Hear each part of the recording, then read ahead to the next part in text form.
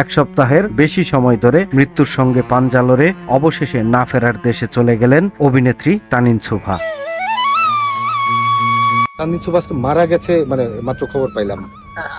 আমি আপনার সাথে ওই সময় কথা হলো না, আমি অনেকক্ষণ থেকে আমি এবার 10 মিনিটের জন্য আসছিলাম হচ্ছে এই ইয়েতে বিজয় সরণে। আমি যে অলরেডি হসপিটালে উঠতেছি। আচ্ছা, আমাকে জানাইছে ভিতর থেকে যে লাইফ সাপোর্ট খুলে ফেলার পর মঙ্গলবার রাত 8টার দিকে তাকে আনুষ্ঠানিক মৃত ঘোষণা করেন চিকিৎসকরা। মাত্র 30 বছর বয়সেই হাস্যোজ্জ্বল এই অভিনেত্রীর জীবনাবসান হলো। তবে তার মৃত্যুকে ঘিরে উঠে এসেছে চাঞ্চল্যকর এক তথ্য। দাবি করা হচ্ছে তাকে স্লো পয়জন এবং ব্ল্যাক ম্যাজিকের মাধ্যমে হত্যা করা হয়েছে। জানা যায় গত 2 জুন হঠাৎ অসুস্থ হয়ে পড়েন তানিন সুভা। প্রথমে রাজধানীর আফতাবনগরের একটি ক্লিনিকে চিকিৎসা নেওয়ার পর বাসায় ফিরেন তিনি। তবে সন্ধ্যার দিকে আবারও গুরুতর অসুস্থ হয়ে পড়লে তাকে বনশ্রীর একটি হাসপাতালে আইসিইউতে ভর্তি করা হয়। পরে ডাক্তারের পরামর্শে সেখান থেকে উন্নত চিকিৎসার জন্য ধানমন্ডির একটি বেসরকারি হাসপাতালে স্থানান্তর করা হয়। মৃত্যুর আগ পর্যন্ত তিনি সেখানেই লাইফ সাপোর্টে ছিলেন। এদিকে গত 19 মে তানিন তার ভেরিফাইড ফেসবুক অ্যাকাউন্ট থেকে একটি পোস্ট করেন। সেখানে তিনি উল্লেখ করেন কেউ তাকে ব্ল্যাক ম্যাজিক করেছে, যার কারণে তিনি গত 4 মাস যাবৎ অসুস্থ।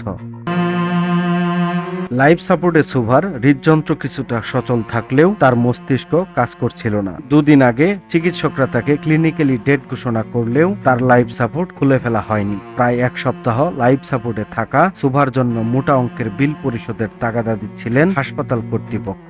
যে কারণেই লাইফ সাপোর্ট খুলে নেওয়ার জন্য সুভার স্বামী জাহিদুর রহমানের অনুমতির অপেক্ষা করছিলেন সবাই। শেষমেশ পারিবারিক সিদ্ধান্তেই লাইফ সাপোর্ট খোলা হলো আজ।